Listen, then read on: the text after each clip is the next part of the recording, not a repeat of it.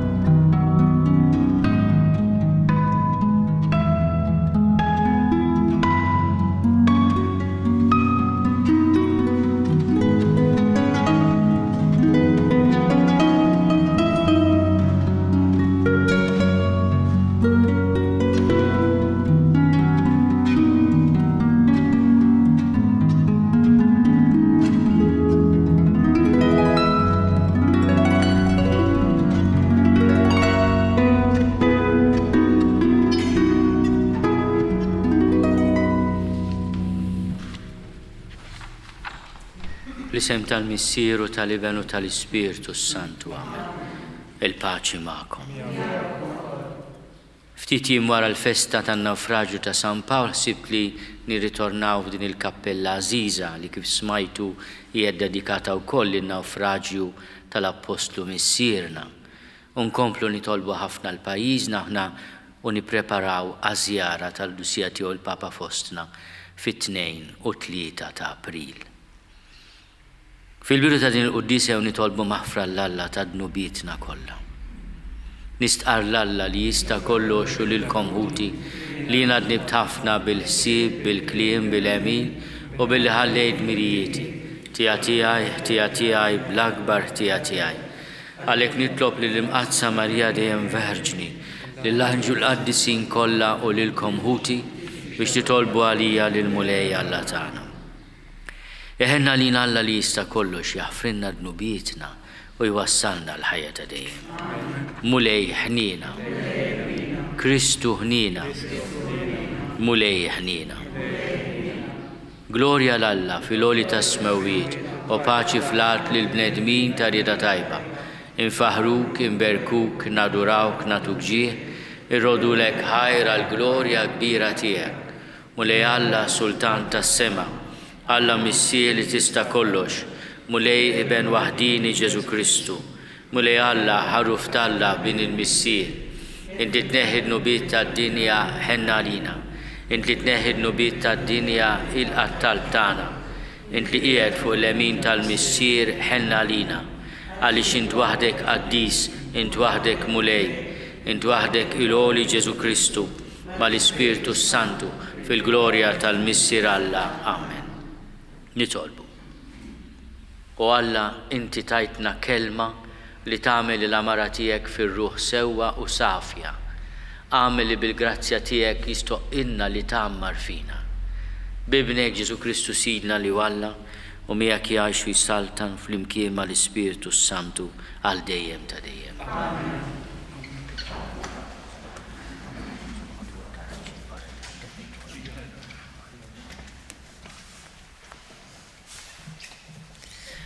Qari mill-ktieb tal-profeta Ġeremija. Dan jgħid il-mulej, misħut il-bniedem li jittama fil-bnedmin, li jfittex il-qawwa tiegħu fil-ġisem u titbiet qalbu mill-mulej.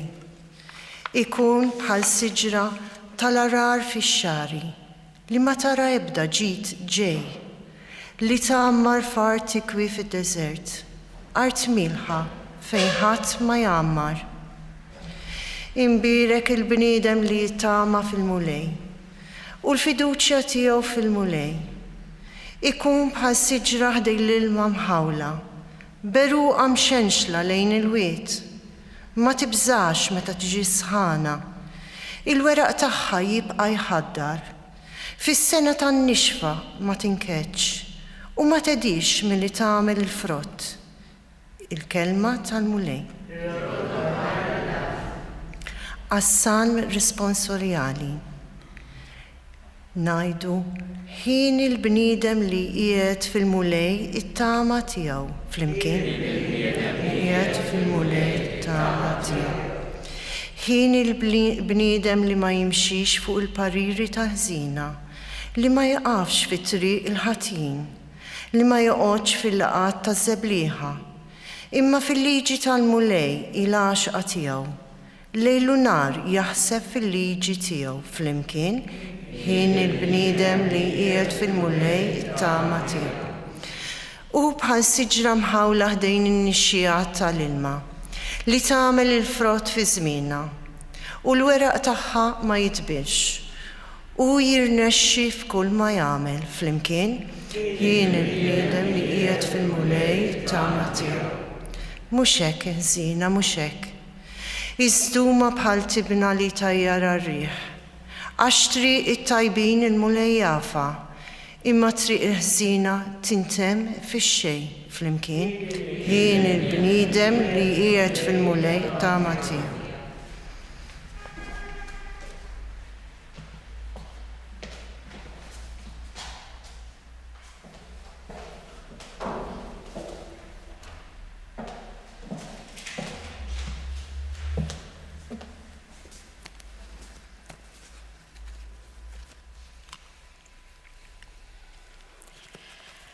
Qari mill-ewwel ittra ta' San Pawl Apostlu lil Korintin. Ħuti, jekk Kristu hu mxandar li qam mill-imwiet, kif jgħidu xi ħud minnkom li ma hemmx qawmien tal-mejtin? Għax jekk il-mejtin ma jqumux, anqas Kristu ma kien imqajjem. U jekk Kristu ma kienx imqajjem, firħa il-fidi tagħkom, u intom għadkom fid-nubietkom, u mitlufa ukoll huma dawk li raqdu fi Kristu. Jekk għandna tama fi Kristu għal din il-ħajja biss, aħna l-aktar nies imsejkna fost kemm huma il-bnedmin. Imma Kristu kien imqajjem tas-sew mill-imwiet, l-ewwel frott fost dawk li raqdu. Il-kelma tal-mulej.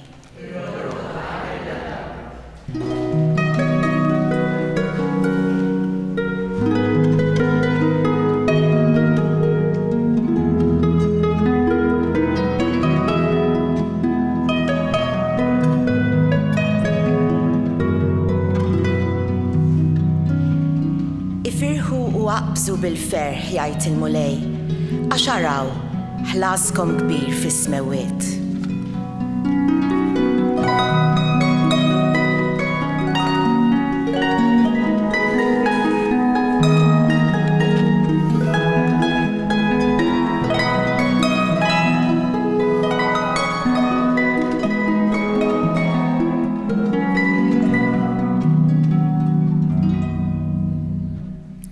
Il-mulej magħkom. Qari mill-Evanġelju skont San Luqa.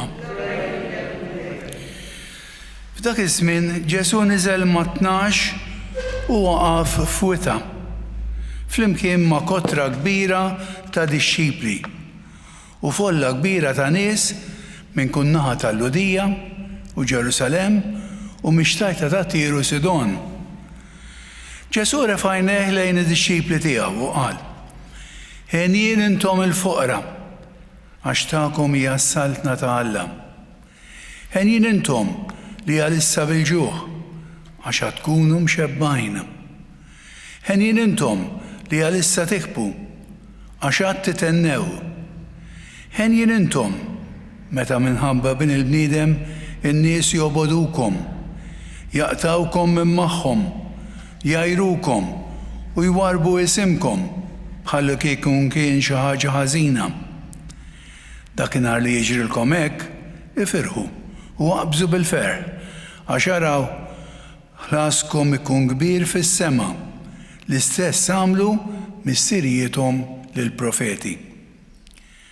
Imma ħażin għalikom intom il-onja għax il-farax tagħkom ħadtuh. Ħażin għalikom intom li għalissa mxebbajn għax tkunu bil-ġuħ. Ħażin għalikom intom li għalissa titqu għax tnewħu u tikbu. Ħażin għalikom meta kulħadd isemmikom fil-ġid għax l-istess għamlu missiriethom lill-profeti folot. Il-kelma tal-mulej.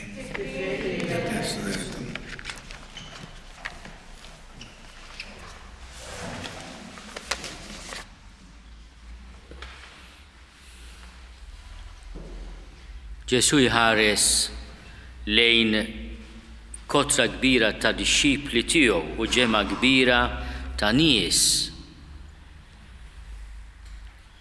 Fosthom jara ħafna foqra, nies bil-ġuħ. Qed jara ħafna nies imniktin bil-ħajja. Nistgħu ngħidu li kieku li jiġu illum jerġgħu wkoll jiltaqa' magħna. Aħna li ħafna drabi għandna diversi tip ta' faqar, ta' ġuħ. Forsi nsofri wkoll xi inġustizzja. Qed isejħilna imberkin. Xi ħaġa stramba biex tifhimha din. Għaliex ħadd f'sensieħ mhux se jsejjaħ il-ġuħ, in-nikett, il-faqar bħala barka fihom infushom. Mhuwiex l-hemm li għamilni ħieni, imma l-mulej qiegħed jagħtini kelma ta' faraġġ. Illum il-ħsieb tiegħi jmur lejn tant persuni u speċjali ġenituri li ħafna drabi fil-ħajja tal-familja jgħaddu minn sitwazzjonijiet ta' diffikultà kbira. Niftakar fl-effetti li qed tħalli l-pandemija fuq is-saħħa mentali ta' ħafna minna. Il-mulej jagħtina kelma ta' faraġġ. Juża din il-kelma ta' għena, ħenjin. Ovvjament ma jfissirx li se tisparixxi d-diffikultà li għaddejjin minna, it-toqol li qed itaqqalna, imma jixtieq li l-familja tiegħu aħna li nemmnu bis-sapport li nagħtu l-xulxin nibdew nibnu din il-barka. Wara kollox l-għena u l-barka fil-kliem tal-Evanġelju għandhom l-istess erq. Il-profeta Ġeremija iqabbel lil bniedem li jafda falla ma' siġra li ruq tagħha dejjem qegħdin fit-tira u anke meta tiġi n-nixfa tibqa' tħaddar u tagħmel il-frott. Ġesu għandu kelma jibsa għal min jafda ħafna u forsi wisq flana ta' din id-dinja. U jiena ħsieb tiegħi jmur lejn uħud minna li donnu għalina l-flus saru kollox. Imma veru għandna lena jekk kull ma nagħmluh għall-flus.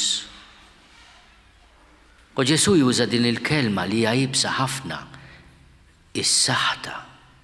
Imma għaliex għax irid ikissirna irid jikkastigana. Ja kelma li l-profeti jużaw biex jatuna warning. U allura din il-kelma jibsa ssir ukoll kelma ta' ħniena. Għax min iwissik iħenna għalik. Ta' vera imma jurik ir-realtà kif inhi. Ħabib, qed tistrih fuq il-flus, fuq l-għana li għandek, fuq is-saħħa u żbuħja ta' ġismek forsi, fuq ir-relazzjonijiet mibnija mhux fuq il-lealtà, imma x'dak jafil dak ħabib ta' dak. Ma nafux li kollox isir suf. Li l-biberija li mhix mibnija fuq l-imħabba vera u r-rispett id-dub bħalma tiżvanixxi in-nida. U allura mhux veru miskin il-bniedem li jittama fih innifsu fil-bnedmin mingħajr ma jara Alla x'inhu jaħseb. U tgħidlu jiena Alla x'impurtah minni, jew jien x'impurtani minn Alla. Kultant meta jaqblilna ngħiduha wkoll din il-kelma. Alla jħobbok. Inti jista' ma jimpurtakx. Immu se jimpurtah dejjem. U allura il-barkiet li għati Ġesu li huma barkiet qawwija huma wkoll responsabilità għalina. Mhijiex barka li tkun fqir, mhijiex barka li tkun bil-ġuħ jew ippersegwitat. Imma aħna se nagħmlu naqtgħu qalbna quddiem id-diffikultajiet. Qed naħseb f'nies li forsi tilfu l-ġob għax kienu nies ta' kuxjenza jew retti. Il-mulej sejħilhom imbierka. Forsi sħabhom jgħidulhom stupidu, ignorant, ma jmexix mal-linja. Imma min ixxaħħam b'inġustizzja. Dak mhux ħieni. Dak mhux ħieni. Il-flus li ċekċku fuq il-but tiegħu huma misħuta. Lena qiegħda fli tagħmel is-sewwa u tkun lest li tħallas il-prezz. Mhux kliem faċli dan ta' Ġesu illum. Imma nkunu qegħdin nonqsu jekk nippruvaw nagħmlulu icing sugar hekk. Issa dalwaqt tiġi l-prinjolata. U għada San Valentino min jaf kemm se nagħtu qlub u affarijiet biex ngħidu nħobbu l-xulxin. Ma l-imħabba tgħaddi wkoll mill-verità, mis-sewwa, mill-ġustizzja. Mingħajrhom m'hemmx imħabba vera.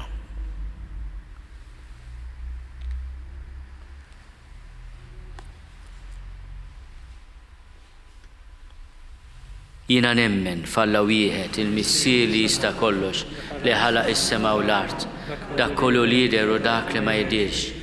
U f'mulej wieħed Ġesu Kristu, iben waħdini ta' Alla, imnissel minn missier qabel kull żmien. Alla minn Alla, dawl minn dawl, Alla veru minn Alla veru. Imnissel mhux magħmul, natura waħda mal-missier u bih sar kollox. Niżel mismewwiet għalina l-bnedmin u għall-fidwa tagħna. U ħal-ġisem bis-seta tal-Ispiritu Santu minn Marija Verġni u sar bniedem.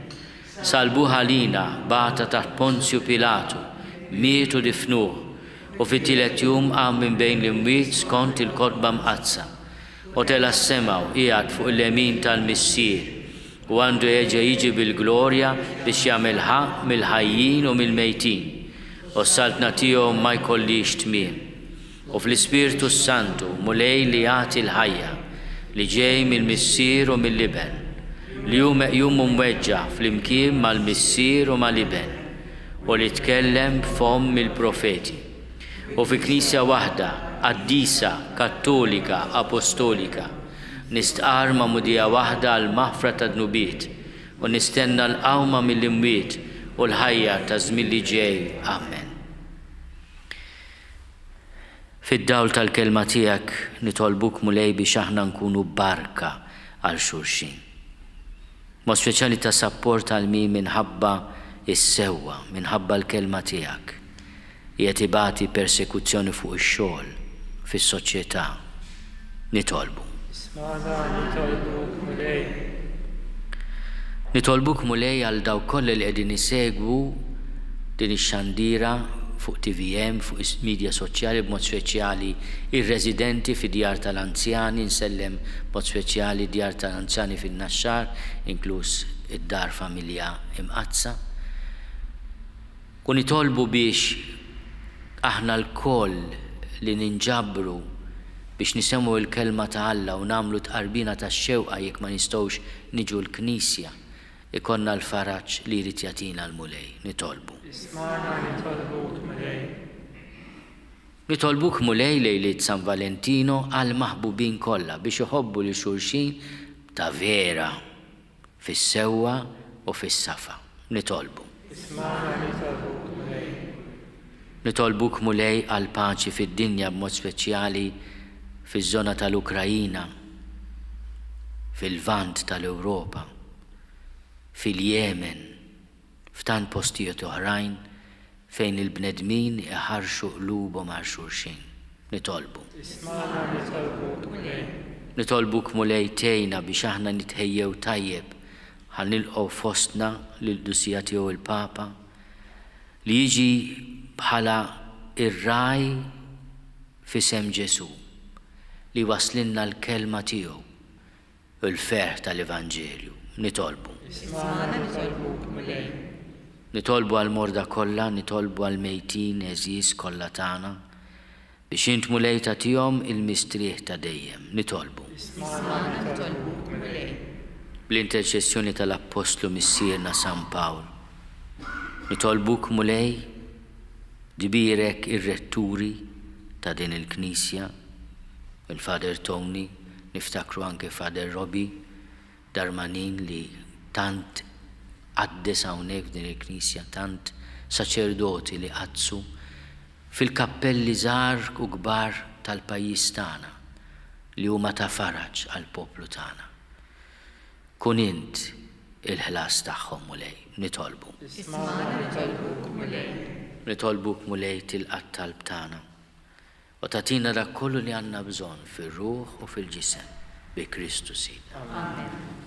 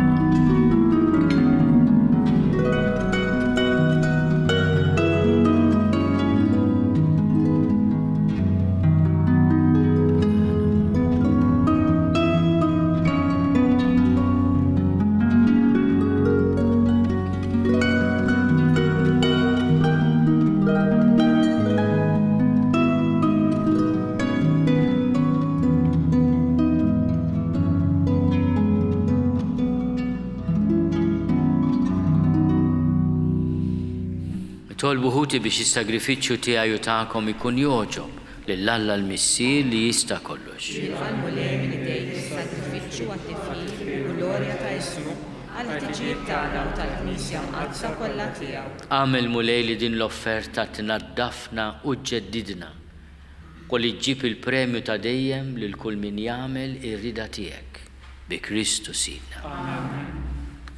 Il-mulej magħkom. Nerfgħu lubna l-fuq. Niżuħaj lill-mulej Alla tagħna. Sewwa u xieraq tas-sew mulej missier qaddis. Alla ta' dejjem li tista' kollox. Tajjeb u taġġid tas-salvazzjoni tagħna li dejjem u kullimkien inrodulek ħajr bi Kristu Sidna. Bl-emil tiegħu tal-għaġeb li seħħ fil-misteru tal-għajd. Konna meħlusa mid-dnub u l-madmat tal-mewt. Msejħin għal dan is-sebħ kbir li nkunu ġens maħtur saltna ta' assisin, nazzjon qaddis, poplu miksub, u l-inxandru ma' kullimkien is-seta tiegħek li sejjaħtinna mid-dlam għad-dawl tiegħek tal-aġeb. Għalhekk mal-anġlu mal-arkanġli, mat-troni mad-dominazzjonijiet, maqtejja kollha tal-eżerċiti tas-sema, intennu l-innu tal-glorja tiegħek u ngħidu bla qiegħda. Qaddis, qaddis, qaddis, u li Alla tal-eżerċiti, ismewtu l-art mimlija bil-glorja tiegħek, osanna fl-oli tas-smewiet, imbirek minn ġej f'isem il-mulej, osanna fl-oli tas-smewiet. Qaddis tas-sewint mulej, inti l-għajn ta' kull dusija. Qaddis għalhekk nitolbuk dawn l-offerti bil-barka tal-Ispirtu tiegħek biex isiru għalina il-ġisem u d-dem ta' Sidna Ġesu Kristu, li meta kien sejnata biex minn raj ħibati, ħal-ħobs, ratti l-ħajr, qasam, tali d-disċipli tiegħu qal, ħudu u kulu l-koll minn dan, għax dan huwa ġismi li jingħata għalikom.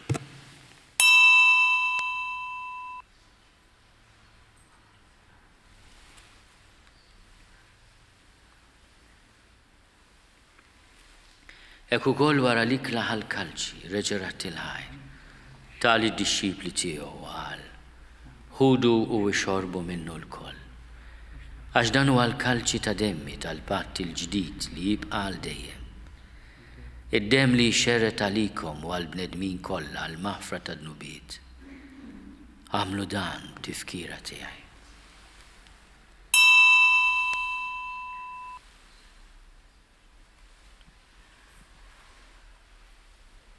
Danu l-misteru tal-fidi. Inxandru l-mot tiegħek mulej, inxandru bil-ferħ għaw minn tiegħek, nistennewk sa ma tiġi fil-glorja. Għalhekk aħna nagħmlu dan, tifkira tal-mewt u l-qawmien ta' Sidna Ġesu Kristu. Nofrulek mulej il-ħobs tal-ħajja u l-kalċi tas-salvazzjoni. U rodulek ħajra xogħġbok tilqana hawn quddiemek biex naqduk. U miċ-ċokontana nitolbu li l-Ispirtu Santu jaqadna f'ġisem wieħed, lilna li nieħdu semm il-ġisem u d-dem ta' Kristu. Ftakar mulej fil-Knisja tiegħek imxerda mad-dinja kollha. Wet taqaf fl-imħabba fl-imkien mal-Papa Franġisku. Miegħi għaddej tiegħek mingħajr ma jistħoli. Mal-Isqof Joseph li qed jgħinni, mal-Isqof Anton u mal-Ministri tiegħek kollha. Ftakar ukoll fħutna li raqdu bit-tama tal-qawmien. Ftakar fil-mejtin kollha. Daħalhom qudiemek fid-dawl tas-sebħ tiegħek. Ħenna lina l-koll nitolbuk. Għati lilna wkoll il-wirt tal-ħajja ta' dejjem. Flimkien mal-Verġni Mqazzom Malla Marija, mal-arus tagħha San Ġusepp, mal-Appostli b'mod speċjali l-Apostlu Missierna San Pawl u l-qaddisin kollha li jgħixu fil-ħbiberija tiegħek sa mill-bidu tad-dinja, għamel li magħhom infaħruk u nsebħuk b'Ġesu Kristu ibnek. Bi Kristu, ma' Kristu fi Kristu, jingħata lilek Alla missier li tista' kollox flimkien ma' l-Ispirtu Santu, kull ġieħu glorja għal dejjem ta' dejjem. Ejjew nitolbu kif għallimna u ridna nagħmlu li ben Alla għas-salvazzjoni tagħna. Missierna li inti fis-smawiet jitqaddes ismek tiġi saltnatek, kull li tritint kif is-sema ekda fl-art. Ħobżna ta' kuljum għatina llum, aħfrinna d-nubietna palma naħfru l-minuħa għalina. La ddaħalniex fit-tiġrib, iżda eħlisna mid-deni. Eħlisna nitolbuk mulej minn kull deni. Għatina fit-tiebu ħnina tiegħek il-paċi fi żmienna, biex inkunu ħielsa dejjem mid-dnub u mħarsa minn kull inkwiet. Aħna u nistennew u nittamaw ilena u l-miġja tas-Salvatur tagħna Ġesu Kristu. Għax tiegħek hija s-saltna, il-qawwa u l-glorja dejjem. Mulej Ġesu Kristu li għat lill-apostli tiegħek. Inħallilkom is-sliem, natikom is-sliem tiegħi.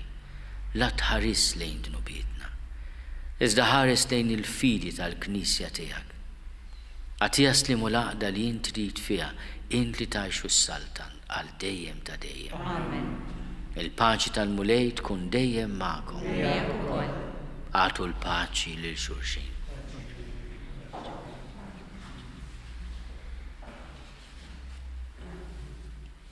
Il-ġisem fl-imkien mad-dem ta' Sidna Ġesu Kristu ikunu jiswew lilna li se nitqarbnu bihom għal-ħajja ta' dejjem. Ħaruf talla li tneħid nubiet tad-dinja ħenna lina. Ħaruf talla li tneħid nubiet tad-dinja ħenna lina. Ħaruf talla li tneħid nubiet tad-dinja għatina. Mulej Ġesu Kristu binalla l-ħaj. Bil-mewt tiegħek ifrit minnek il-missier u bil-ħidma tal-Ispiritu Santu. Intajt il-ħajja lid-dinja. Dan il-ġisem u d-dem qaddis tiegħek eħlisni minn ħtieti kollha u minn kull ħażen. Żomni dejjem fidil lejn il-kmandamenti tiegħek u tħallini qatt ninfiret minnek. Mulej Ġesu Kristu nitolbok li nitqarbina bil-ġisem u d-dem tiegħek ma tkunx il-kundanna tiegħi. Iżda l-ħnina tiegħek tkun għalija l-ħarsien u l-fejqan ta' ruħi u ta' ġismi.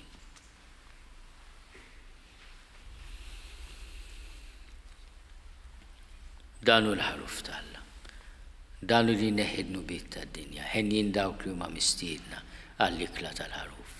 Mulej ma jistoqlix li tidħol taħt is-saqaf tiegħi, iżda biss kelma waħda u ruħi tkun ifejqa. Għal-ħajja ta'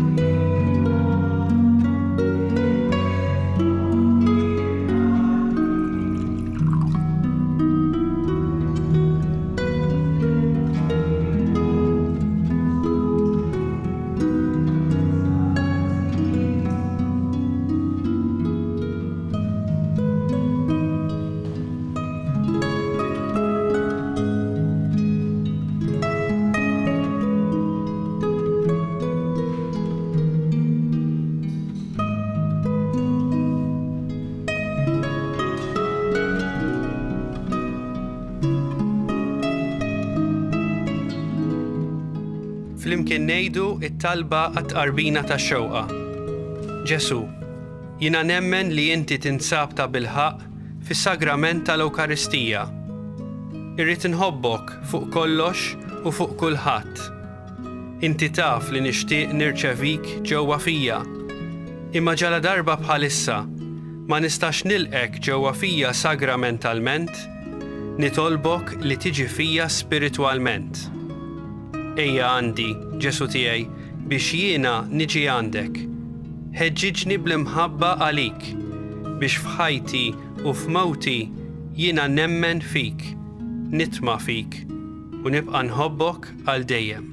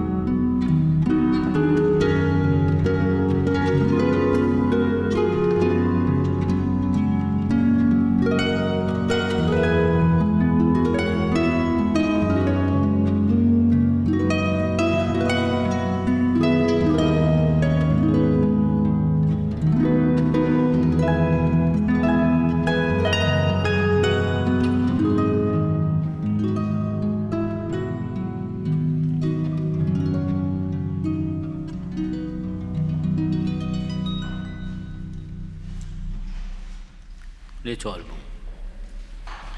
Tqarbilna mulej bil-għaxqa tas-sema, nitolbuk li dejjem nixtiequ dak l-ikel li bih ngħixu tassew bi Kristu Sidna. Amen. Nixtieq nirringrazzja ħafna l-Arċiprit tan-Naxxar Fader David li laqana reġa' f'waħda mill-knejjes sbieħ li hawn in-Naxxar u nawgura lil kulħadd il-jum il-mulej mimli faraġġ, barka u anke ftit ta' mistrieħ nieħdu ħsieb tagħna lil nfusna.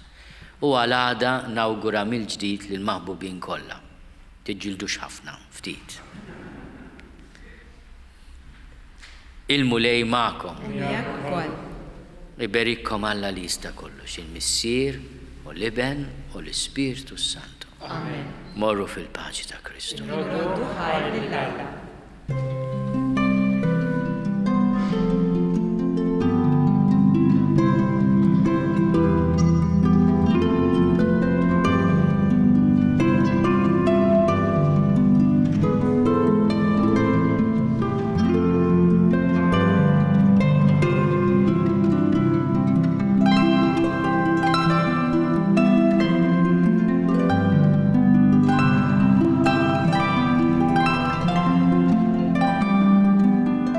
Naslu fit-tmiem din il-qudiesa mill-Knisja dedikata lin-nawfraġġju ta' San Pawl minn fuq l-għolja ta' San Pawl tat-Tarġa. Jingħad li n-nies li kienu jgħixu hawnhekk kienu l-ewwel nies li probabbilment li laqgħu lil San Pawl u lil 275 nawfragu oħra. Fatt interessanti huwa li minn meta nbniet din il-Knisja jiġifieri lejn l-aħħar tas-seklu 17 sat-tieni Gwerra Dinjija hawnhekk kienet tiġi ċċelebrata l-festa tan-nawfraġġju ta' San Pawl li kienet issir il-ħadd ta' wara l-10 ta' Frar. Proċessjoni mill-Knisja Parrokjali sa din il-Knisja. Qabel intemmu x-xandira tal-lum infakkarkom li min jixtieq jgħin lill-Knisja jista' jagħmel donazzjoni fuq knisja.mt/donazzjonijiet. Nawguralkom il-kumplament tal-ħadd it-tajjeb.